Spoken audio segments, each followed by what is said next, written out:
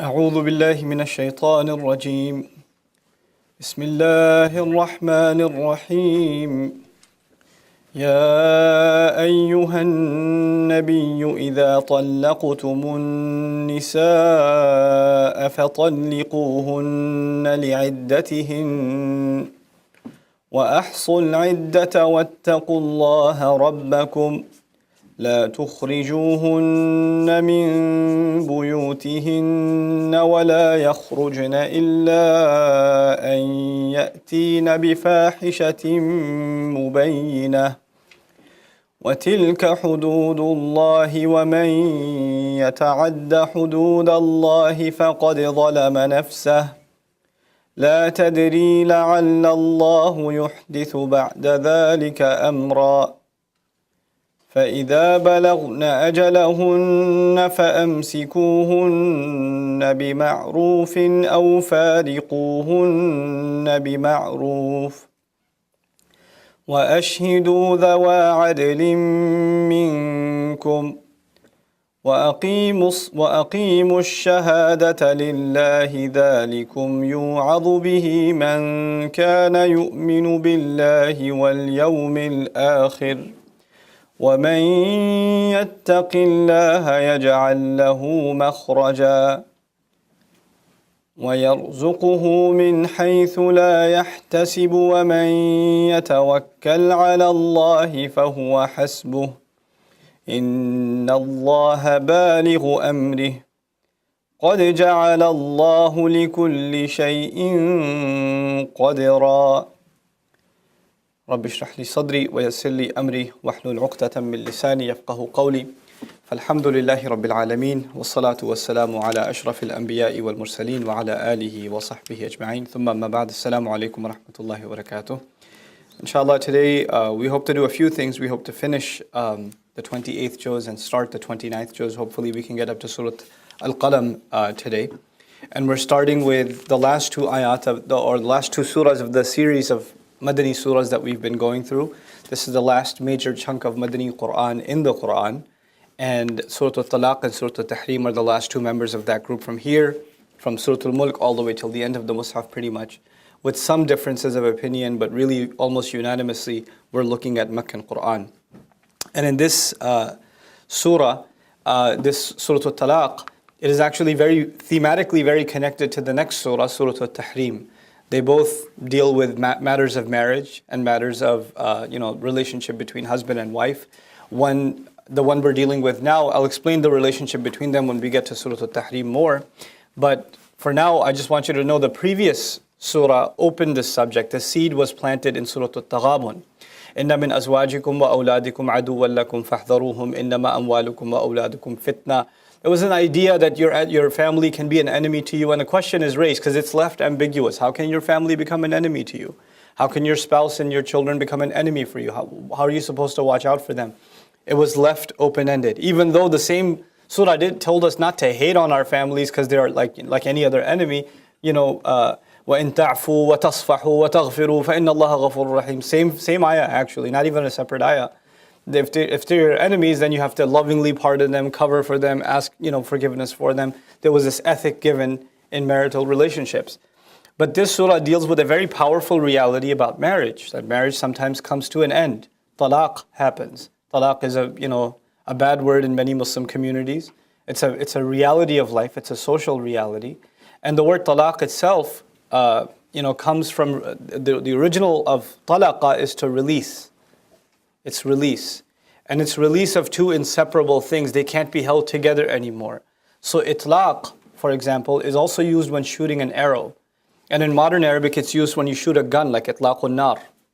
When a bullet is shot. And the ancient meaning is tied to that actually, is when two things can no longer be held together, there's too much tension, and one is released. So this idea of release, and then as a release, the separation, this is talaq. This is at the root origin of the word. The opinion of Ibn Mas'ud radiallahu anhu, among others, is that this surah was revealed almost immediately after Surah Al-Baqarah. Surah Al-Baqarah is the other place in the Quran where divorce law is mentioned in some detail. Divorce law actually, a few passages are dedicated to the principles, the early principles of divorce law. There were some questions that remained unanswered, and this surah answers those outstanding questions. So that's one of the shari'i benefits, the legal doctrine benefits of Surah At Talaq. The other thing also is, in these surahs, in these musabbihat, marital issues have come sprinkled in between community life and the struggle of the cause of the ummah.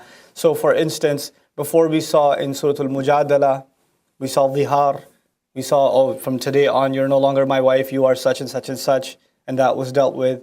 And now the comprehensive discussion about divorce itself, but the way it's dealt with is very unique. These two surahs, one of the things they have in common is that they both begin with Ya Ayyuhan Nabi. Right? This one begins with Ya Ayyuhan Nabi, the next surah also begins Ya Ayyuhan Nabi sallallahu alayhi wasallam. So Allah addresses the Prophet directly sallallahu alayhi wasallam. Notice the other musabbihat began with the praise of Allah. Sabbaha lillahi, yusabbihu lillahi. Some sort of praise of Allah. Or Ya ayyuhal ladhina amanu. You would expect Madani surahs to go the direction of Ya ayyuhal ladhina amanu. But this is an unusual form of a beginning. And what makes it even more unusual in Surah At-Talaq is that the surah begins Ya ayyuhan Nabi, but says immediately after, هناك التفات إذا طلقتم النساء طلقتم فاعله. What's the ضمير? أنتم. لا أنت.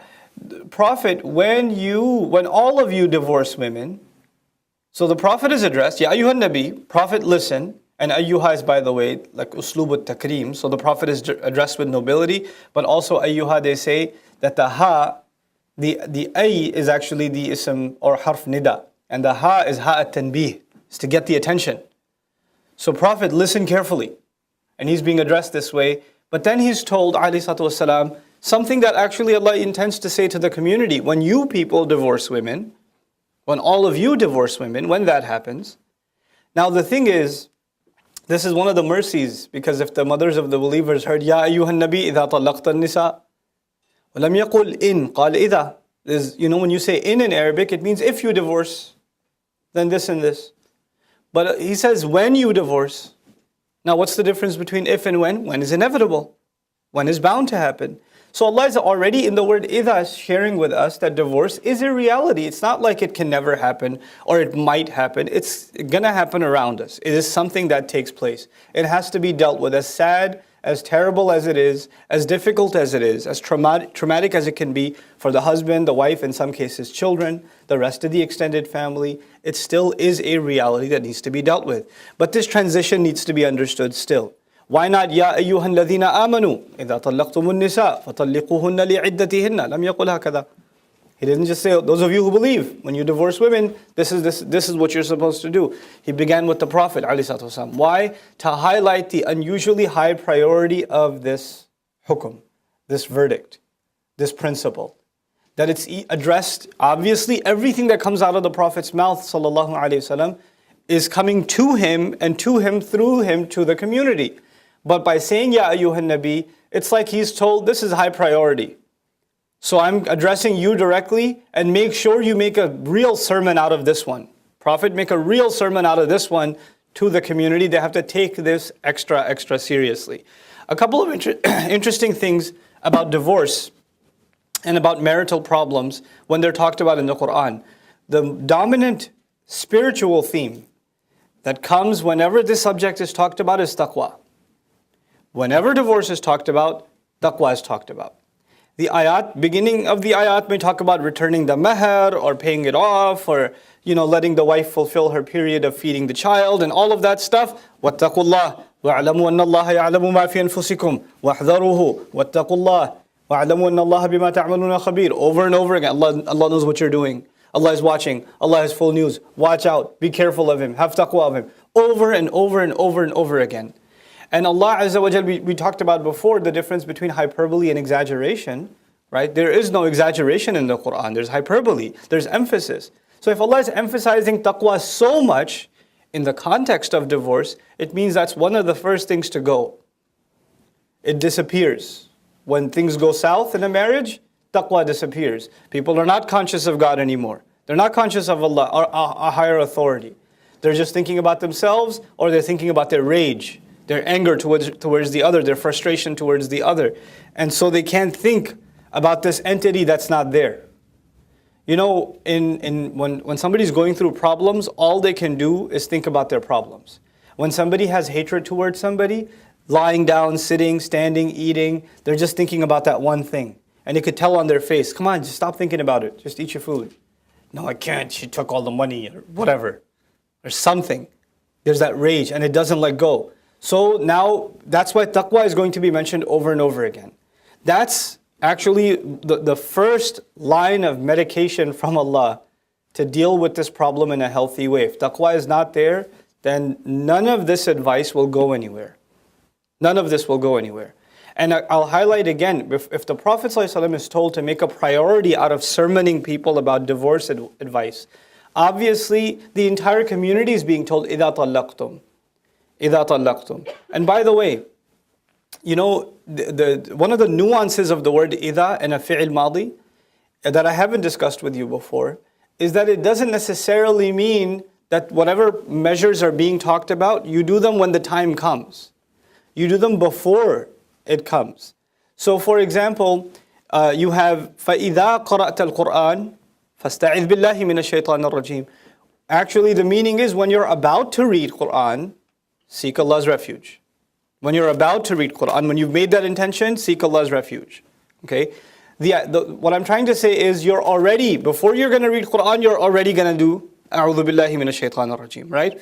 So this law is not just a sermon you give to somebody who walks into a counseling center and says, I'm ready to get divorced. It's supposed to be education that's supposed to be there already. You're supposed to know what to do already.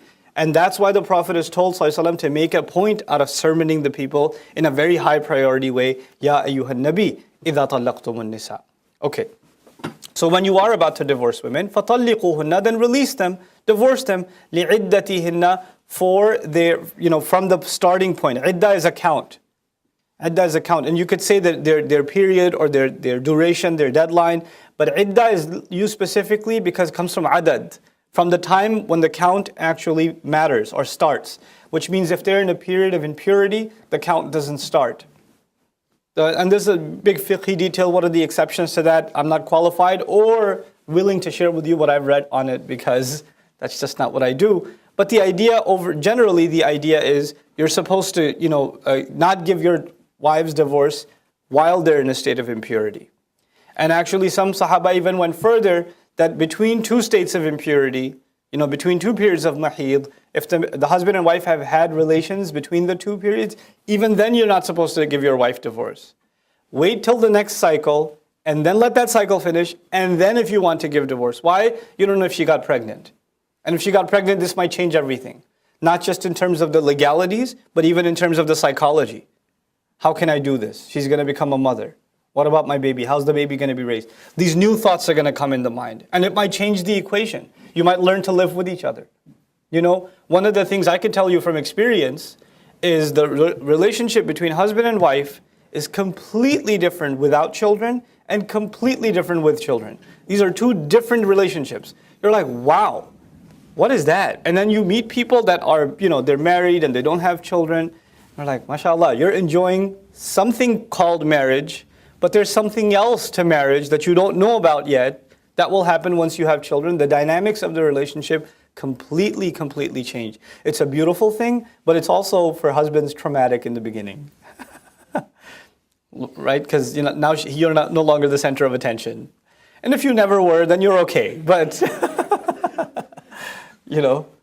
but now there's somebody else that hogs all the attention. Okay? So she's not going to ask if you had dinner because the baby just burped. So, but over time, when that relationship matures, then you're more parents than you are husband and wife, even though that's an important relationship. The husband-wife relationship needs to be maintained. You're not just parents. That's also a big mistake in some families. They just become parents, and they're no longer husband and wife, and they're miserable as a result. Because the only reason that the household is being held together is because of the kids. There's no real relationship left between the husband and the wife. That can also lead to divorce. That's a separate matter. But here, the idea is give them that deadline, leave that time be, and leave the period of impurity. Don't give them divorce at that time. The other thing also is, there are other wisdoms. Because Allah says, فَاعْتَزِلُوا النِّسَاءَ فِي الْمَحِيضِ. Stay away from the women in the time of their impurity. Now the time of impurity, Allah calls it adha. Adha means pain. Literally means pain. Like the word we saw in Surah Al-Saf, Musa alayhi salam said, لِمَا تُؤْذُونَنِي. Why do you cause me pain? That word is used for women when they are in their state of impurity. Now when any human being is in pain, is it possible that they get agitated? Or they say things they don't mean? I know I'm not easy to talk to when I'm hungry. So if I'm extra hungry, I won't go home. I'll just eat something first and then go home. Because I don't want to be in a bad mood with the kids. My kids, I know for a fact, like a couple of them, just develop a personality disorder if they're hungry. But they won't say they're hungry. They'll just be aggressive towards their siblings, irritated, start crying randomly. I was like, just eat a banana. And all of a sudden they're normal again. They're children again. Like it wears off. The thing is, in that state, because you're already in a physical state of pain, when somebody's in a physical state of pain, it's understandable that they're irritable, that they may say things they don't otherwise mean. When somebody's sick, tired, exhausted, one thing for sure, alhamdulillah, I have 3 sisters, a mom, a wife, daughters. Daughters, alhamdulillah, not yet, but I know for a fact when my wife is exhausted, I don't know the difference between angry and tired. I can't, which one is it? I'm scared to ask, because if it's angry, then it's a bad question, it'll make her angrier. If I say tired, then I'll be like, why, you don't think I should be tired? But angry and tired can get crossed over. They can get crossed over, and this can make the situation worse. So that's not the time for you to say anything. That's not the time to give your wife divorce. Let the period finish. فَأَحْصُ الْعِدَّةِ وَأَحْصُ الْعِدَّةِ. And keep record of the period. Keep record of the time. وَاتَّقُوا اللَّهَ رَبَّكُمْ. And be cautious of Allah. رَبَّكُمْ, your master. And this is, the believing community being talked to. They know who Allah is. Allah's attribute, Rabb, by the way, He happens to be your master. What's that about? That's because the word Rabb is the fundamental term of authority between us and Allah. If the word Allah is the fundamental term for worship, because al-ibadah lillah, right? The fundamental term for authority with Allah, al-ubudiyya lil-Rabb. Ubudiyya, slavery is to the Rabb. فَهُنَاكَ رَبْ وَهُنَاكَ عَبْد. You're forgetting that you're a slave. You better watch these guidelines and you better put your feelings in check under Allah's guidelines for this relationship. وَاتَّقُوا اللَّهَ رَبَّكُمْ. The marriage contract is not something light. In Islam, Allah calls it مِيثَاقًا غَلِيظًا وَأَخَذْنَا مِنْكُمْ مِيثَاقًا غَلِيظًا in Surah An-Nisa. Women have taken from you an intense, strong, tough covenant, a contract. Mithaq, by the way, means when both parties know exactly what they're getting into. That's the same term for contract used for prophets when they delivered the message of Islam. Allah took a contract from prophets that they will deliver the message of Islam.